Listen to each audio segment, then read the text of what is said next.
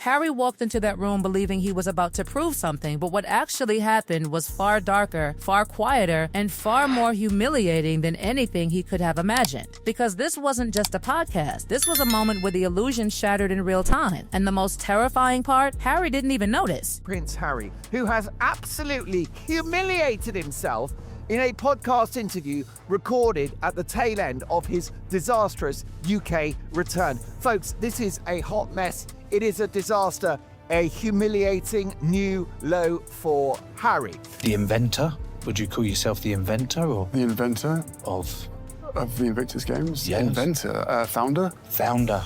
That's yeah. probably the better word. All right, okay, yeah, great. Fair enough. Yeah. Duke/inventor, yeah. Do you know how to spell inventor? To say this man is a disgrace to the British royal family, to say this man is so diminished that he would now leave his late grandmother, Queen Elizabeth II, rolling in her grave. To say this man is crude and rude and a bully and a homophobe and all of those things that he has proclaimed he is not over the past few years is also an understatement. Shit shower and a shave. Yes, shit shower. All at the same time. No.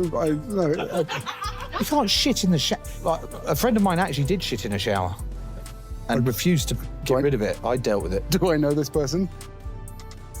We should move on back to you answering. How did you get rid of it? Occupation. Full-time dad.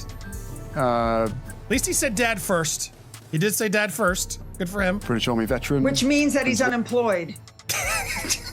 Ouch. Ouch, there's a moment when Harry admits he's unemployed, but he doesn't realize the entire room is mocking him. What happens next is worse. He walks away thinking he charmed them. We're about to show you how one podcast appearance exposed something much deeper about who he really is. That single moment should have been a warning, a flashing red signal, but Harry didn't see it. And that's exactly where the real story begins. Because what looks like a simple, awkward interview starts revealing a pattern, a collapse, a man stepping into a room thinking he's in control while everyone else is already watching the fall happen in slow motion. Harry said the true but out loud full-time dad. What does that mean? That is a euphemism for I have no job.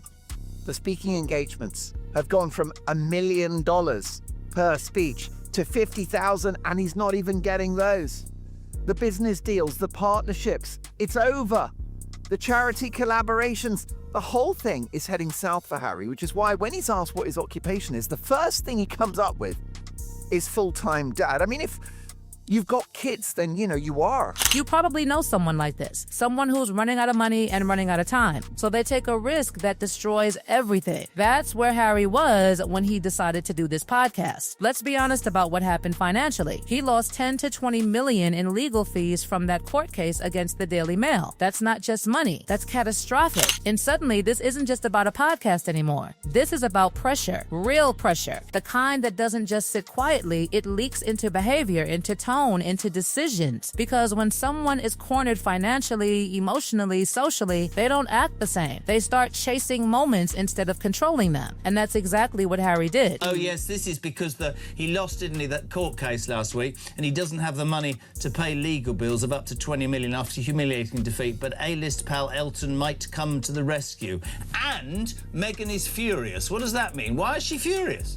Well, Meghan is furious because she hasn't done everything she wanted. When they knew they were going to come to the UK and London. Speaking engagements that used to be $1 million per appearance, they're down to 50. 000, and he's not even getting those anymore. Nobody wants to hire him. The Invictus Games, which he claims to have founded, is losing sponsors because the Sussex brand is toxic in corporate circles. Every business venture has collapsed. Every charitable partnership is quietly distancing themselves. Look at that pattern. One thing failing might be bad luck, two might be coincidence. But everything collapsing at once, that's something else. That's systemic. That's reputation. That's perception turning permanently. He's not the inventor or founder of the Invictus Games, and it's so obnoxious he takes credit for the huge team of people that did create it and made it happen. Money's running out. Meanwhile, his brother William just did a podcast with the Kelsey brothers. It was brilliant, professional, relatable, dignified. Millions of people watched it. People actually respected William after it. So Harry looked at that success and thought, I can do that. I can prove I'm still relevant. I can show everyone I'm not finished. And right there, that comparison quietly explodes everything. Because this wasn't just Harry doing a podcast. This was Harry reacting, responding, trying to match something he had just seen succeed elsewhere. But here's the difference no one told him. William walked in grounded. Harry walked in needing validation. And that changes everything. It was very weird how,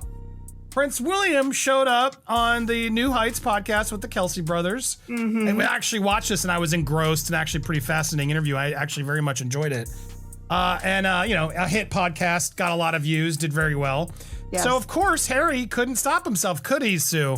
Had to go show up on a podcast I've never heard of. No offense to this guy, but the Joe Marler Will See You Now podcast decided to have Prince Harry on. It makes you overconfident. It makes you try too hard. It makes you take risks you shouldn't take. He walked into that podcast thinking he was going to charm them, make them laugh, show he was just a regular guy who happened to be royal, prove that the old gatekeepers were wrong about him. But something changed for Harry years ago. That line, something changed years ago, hangs heavier than anything else because it suggests this wasn't sudden. This wasn't one bad day. This was a slow shift, hidden for years under layers of protection. But here's the difference. He was always within the royal circle to be protected, to have his image cleaned up, or to help him with that. Right now, he doesn't have anyone around him controlling anything that he does. Who would advise him to even go on this show? For anyone watching over 50, you understand something younger people don't. Desperation shows people can feel it. And when you're desperate, you make mistakes. You overcompensate. You talk too much. You laugh at your own jokes. And suddenly, every moment in that room starts to make sense. The tone, the energy, the missed cues. It wasn't confidence. It was overcompensation disguised as confidence. Then came the question, the simplest question in the room. The kind that should have been easy. Safe, controlled, innocent. Really, what's your occupation? He answered. Full-time dad, British Army veteran, Prince of England, Duke of Sussex. Stop there for a moment. Notice what's missing. An actual job. Pause there. Let that sink in. Because in that moment, everything changed. Not loudly, not dramatically, quietly, subtly, but completely. Something he does that generates income. None of those are occupations. They're statuses, historical roles, titles, and this is where the room shifts. Not in words, but in perception.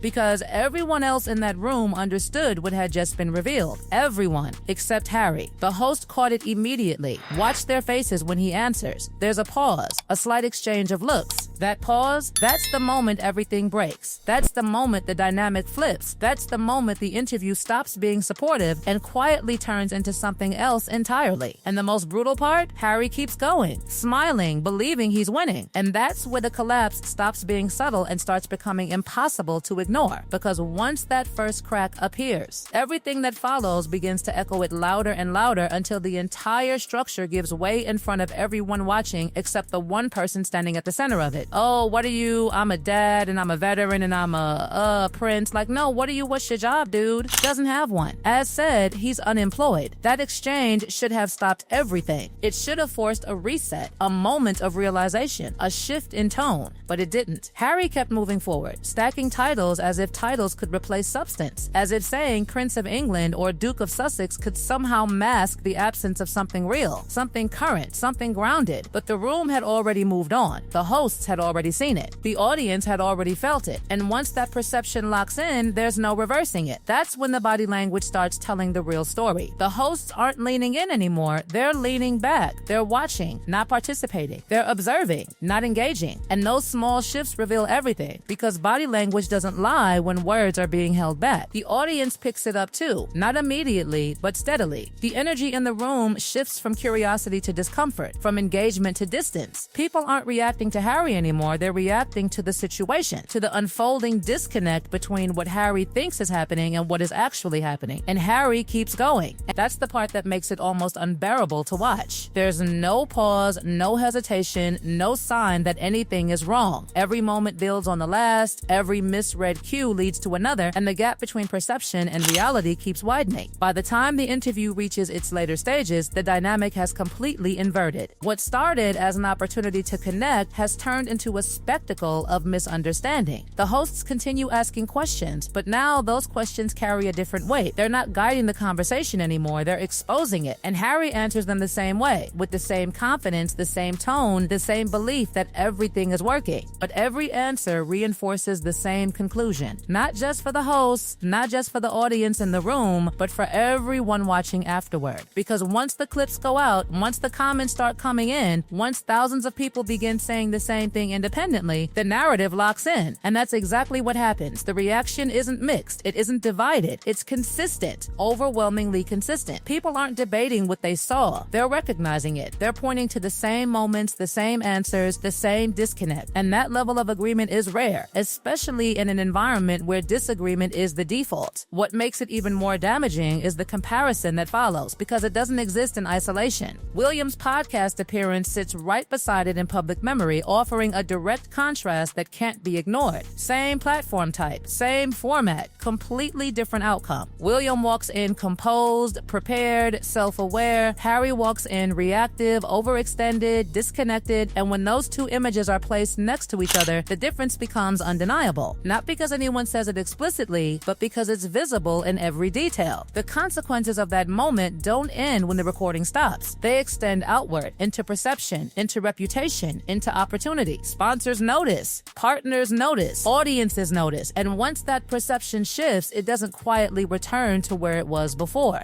What makes it truly unsettling is not just what happened, but what it reveals about what happens next. Because if Harry doesn't recognize what went wrong, if Harry doesn't understand the moment where everything shifted, then there's no correction. There's only repetition.